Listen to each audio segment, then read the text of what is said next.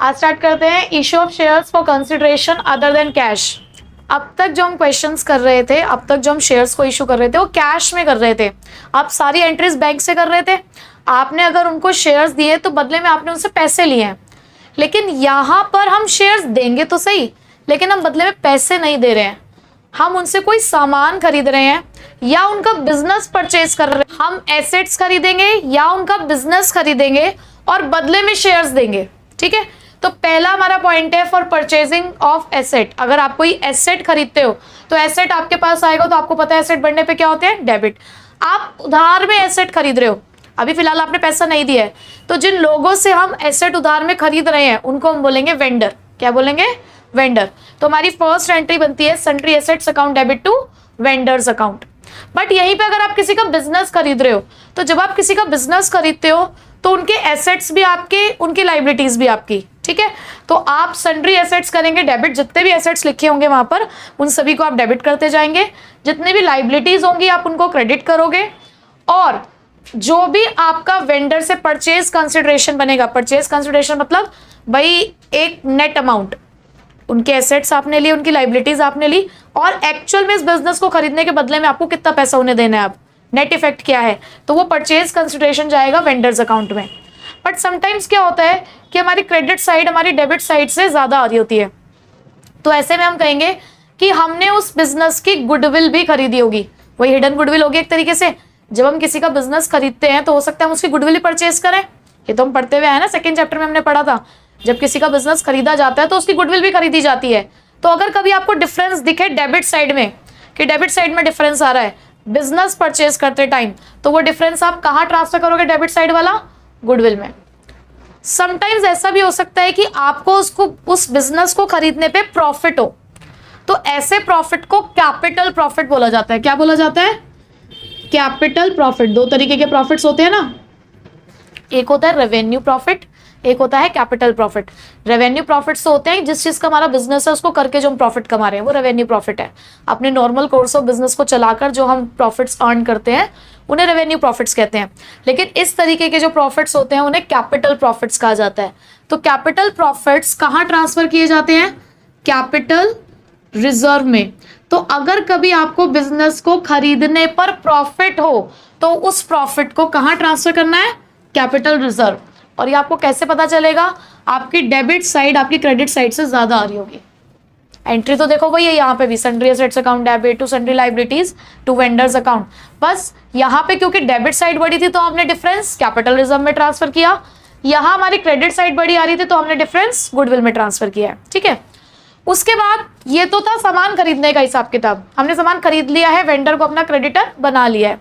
अब उन्हें बदले में कुछ तो देना है, या तो पैसे देंगे या शेयर्स देंगे। कई बार ऐसा भी होता है थोड़ा सा पैसा दे देते हैं और बाकी के लिए शेयर दे देते हैं। अगर पैसा दे रहे होगे तो vendors account debit to cash या बैंक, जो भी वो आगे आपको क्वेश्चन स्पेसिफाई करेगा। बट अगर शेयर्स दे रहे हैं तो शेयर्स देने के दो तरीके हैं, ये हम सीख चुके हैं। टर्म्स ऑफ इशू दो होते हैं, या तो एट पार पे देते हैं या एट प्रीमियम पे देते हैं। अगर आप एट पार पे शेयर्स दे रहे हो तो vendors account debit to share capital. अगर आप प्रीमियम पे दोगे तो vendors account debit to share capital to securities premium account. ठीक है, सिंपल है एंट्री। अब दूसरी बात यहां पर आती है कि कितने शेयर्स देने हैं। अगर क्वेश्चन में लिखा है कि कितने शेयर्स देने हैं तो ठीक, बट अगर क्वेश्चन में नहीं लिखा तो हमें एक फॉर्मूला अप्लाई करना होता है number of shares to be issued का, जो कि है परचेज कंसिडरेशन। यहां पे था परचेज कंसिडरेशन, कितने का आपने वो सामान या कितने का आपने वो बिजनेस खरीदा, या मैं कहूँ कितना पैसा आपने उनको देना है। तो परचेज कंसिडरेशन मैंने यहाँ पे स्लैश लगा के लिखा भी है, अमाउंट टू बी पेड, कितना पैसा आपने उसको देना है, divided by issue price. There is a difference between the face value, जिसको हम नॉमिनल वैल्यू भी कहते हैं, और इशू प्राइस। इशू प्राइस होता है मार्केट में आपने कितने का उसको निकाला है। अगर आपकी फेस वैल्यू, या जिसे हम नॉमिनल वैल्यू कहते हैं, अगर वो इशू प्राइस के सेम है तो उसे पार पे कहते हो आप। लेकिन अगर आपकी फेस वैल्यू इशू प्राइस से कम है, या मैं बोलूं इशू प्राइस फेस वैल्यू से ज्यादा है, तो इसका मतलब क्या, आपने प्रीमियम पे इशू किया है। तो यहां पर ये मैंने फेस वैल्यू नहीं लिखा है, इशू प्राइस लिखा है। तो अगर एट पार का केस है तो भाई फेस वैल्यू ही लिख दोगे आप एज इट इज। जैसे कि 10 का शेयर है तो आप 10 से डिवाइड कर दोगे। लेकिन अगर आपका शेयर प्रीमियम पे इशू हो रहा है तो आप फेस वैल्यू में पहले प्रीमियम प्लस करोगे। जैसे कि 10 का शेयर अगर 12 में जा रहा है तो आप यहाँ पे 12 से डिवाइड करोगे, 10 + 2। ठीक है, कॉन्सेप्ट क्लियर हो गया? करे क्वेश्चंस। अमृत धारा limited issued 800 equity shares of ₹100 each. 800 shares issue करे गए हैं, 100 रुपए का एक शेयर है, 25% का प्रीमियम है। 25% मतलब 100 का 25, इसका मतलब 25 रुपए का प्रीमियम है। और fully paid up in consideration of purchase of a plant and machinery of ₹1 lakh. हमने ना 1 लाख रुपए की किसी से प्लांट एंड मशीनरी खरीदी है, उसके बदले में हमने उसको 800 शेयर्स दिए हैं प्रीमियम पे। ठीक, तो यहाँ पर हमारे पास शेयर्स भी हैं और सामान भी बता दिया उन्होंने हमने क्या खरीदा है। तो हमारी पहली एंट्री क्या बनती है? बहुत सिंपल, क्या लिखोगे पहली entry? Plant and machinery account debit to, vendor का नाम ढूंढो। वेंडर कौन है? जिससे हम सामान खरीदते हैं। यहाँ पे लिखा है अमृत धारा इशूड, इसने तो शेयर्स दिए हैं, इसका मतलब ये सामान बेचने वाला नहीं है, सामान खरीदने वाला है। तो यहाँ पे वेंडर का नाम नहीं दे रखा। जब नाम नहीं दे रखा होता तो सिंपल आप वेंडर ही वर्ड यूज करोगे। टू वेंडर्स अकाउंट, कितने की प्लांट एंड मशीनरी खरीदी आपने? 1 लाख रुपए की। ठीक है, second entry vendors account debit, आप क्या दे रहे हो बदले में उन्हें? शेयर्स। तो आप यहां लिखोगे टू शेयर कैपिटल अकाउंट, और प्रीमियम पे दिया आपने शेयर तो टू सिक्योरिटीज प्रीमियम अकाउंट। ठीक है, देखो वेंडर के सामने तो आप 1 लाख ही लिखोगे क्योंकि आपने उसको 1 लाख रुपए देने हैं। शेयर्स कितने दिए आपने? 800, और 100 रुपए का एक शेयर है, तो कितने की शेयर कैपिटल गई? 80,000 की। प्रीमियम है आपके पास 25 रुपए का, तो 800 शेयर्स पे 25 के हिसाब से कितना बैठा प्रीमियम? 20,000। हो गए 1 लाख कंप्लीट। क्लियर? सोना limited purchase machinery costing ₹17 lakh from Mona limited. 17 lakh की मशीन खरीदी गई है। किससे खरीदी गई है? मोना लिमिटेड से। सोना limited pay 20% of the amount by cheque, 20% पैसा हमने चेक से दे दिया है। And the balance amount issued the equity shares of ₹100 each at a premium of 25%। बाकी बचे बैलेंस के लिए हमने शेयर्स दे दिए हैं, वो भी 25% के प्रीमियम पे। हमें जनरल एंट्रीज पास करनी है इन द बुक्स ऑफ सोना लिमिटेड। ठीक है, सबसे पहली एंट्री एसेट खरीदने की। क्या खरीदा है हमने उनसे? हमने खरीदी है मशीनरी, तो आपकी एंट्री जाएगी मशीनरी अकाउंट डेबिट। वेंडर का नाम क्या है? मोना लिमिटेड। तो यहां आप लिखोगे मोना लिमिटेड। कितने का सामान खरीदा आपने? 17 लाख का। ठीक, second entry Mona limited debit. देखो आप इस क्वेश्चन को इस तरीके से कर सकते हो, 3 एंट्री में भी ये क्वेश्चन हो सकता है और 2 एंट्री में भी हो सकता है। बताओ 3 में करना है 2 में करना है? 3 में करना है। तो सबसे पहले Mona limited debit to bank, हमने उनको चेक से पेमेंट करी है 20%, तो 17 लाख का 20% क्या हुआ? 3,40,000। ठीक है, उन्होंने कहा बैलेंस के लिए शेयर्स दे देना, तो फिर से हमने लिखा Mona limited debit to shares देने हैं, तो टू शेयर कैपिटल अकाउंट, और क्योंकि आपने प्रीमियम पे दिए हैं तो टू सिक्योरिटीज प्रीमियम अकाउंट। अब भाई मुझे नहीं पता कि कितने शेयर्स दिए हैं, तो शेयर्स तो मुझे निकालने पड़ेंगे। अब मोना लिमिटेड को हमने शेयर्स देने कितने के हैं? 17 लाख में से 3,40,000 रुपए तो हम दे चुके, तो बैलेंस अमाउंट कितना है?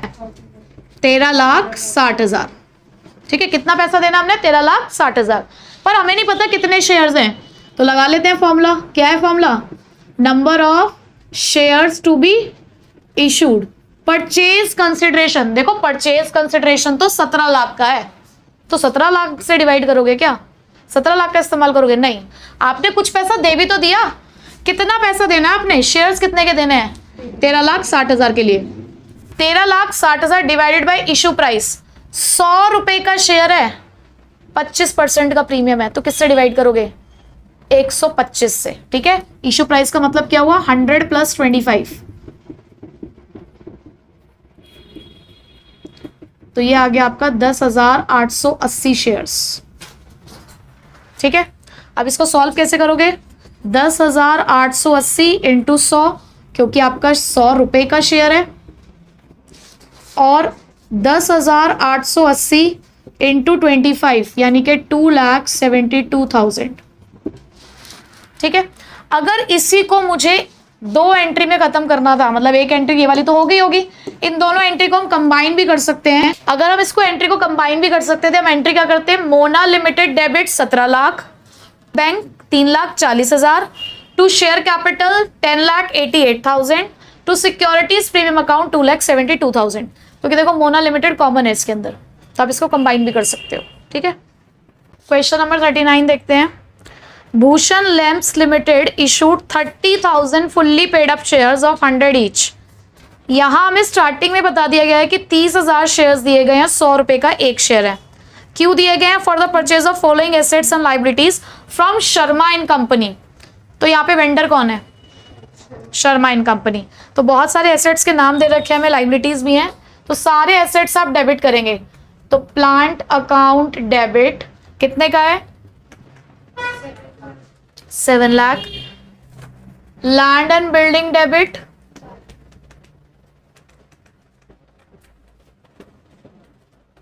12 लाख। स्टॉक इन ट्रेड है हमारे पास, मिलेगा 9 lakh.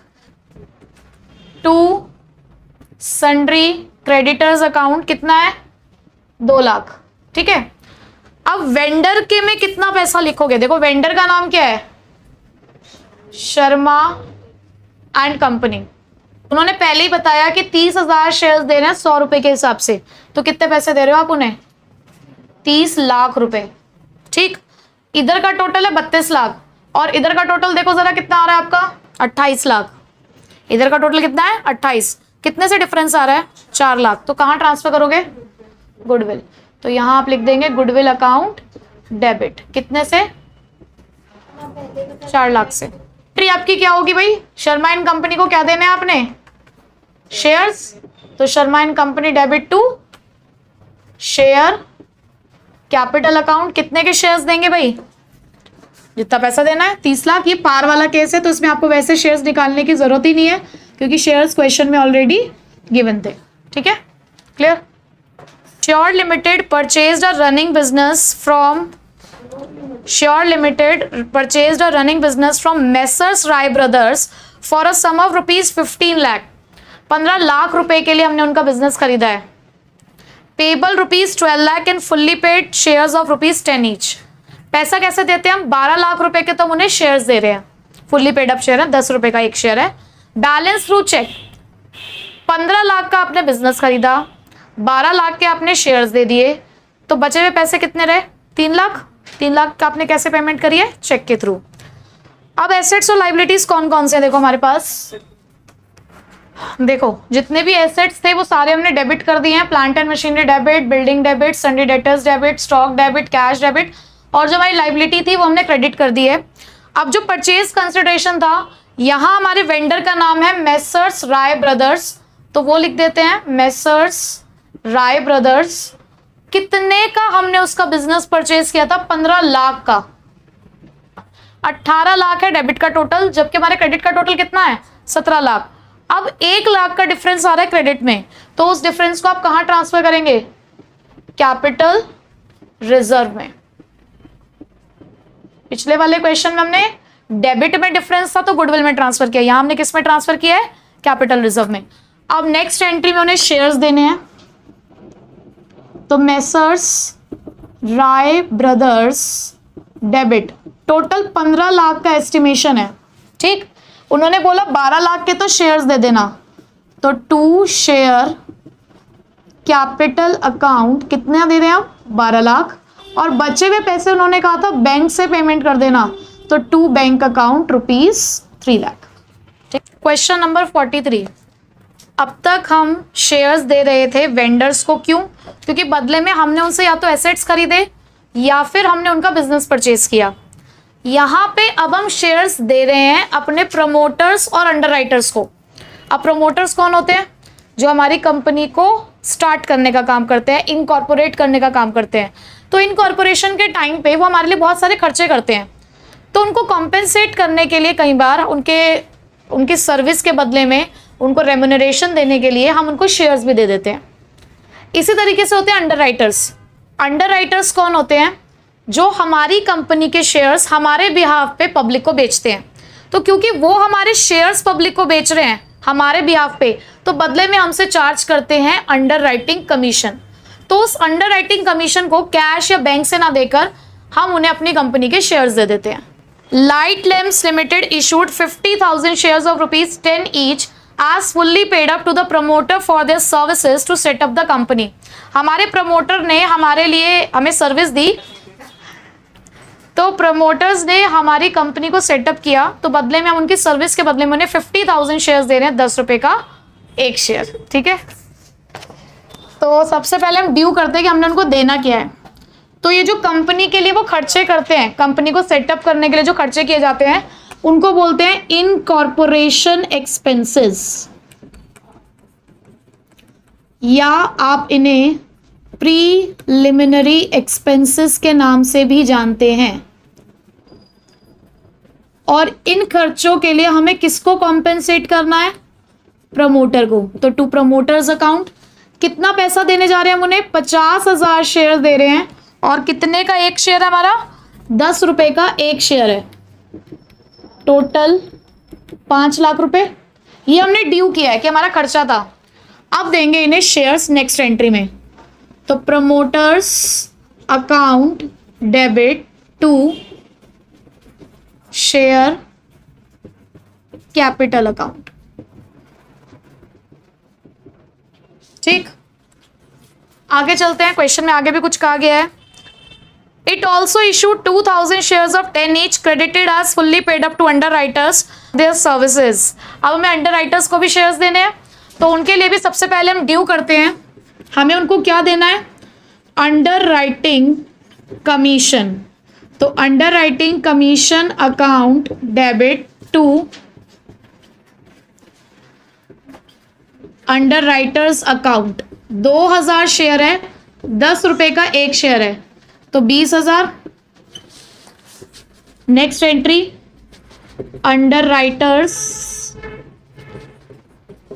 Underwriters account debit to share capital.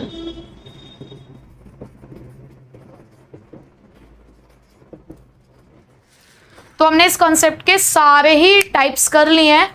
ठीक है, इतना ही है ये आपका। और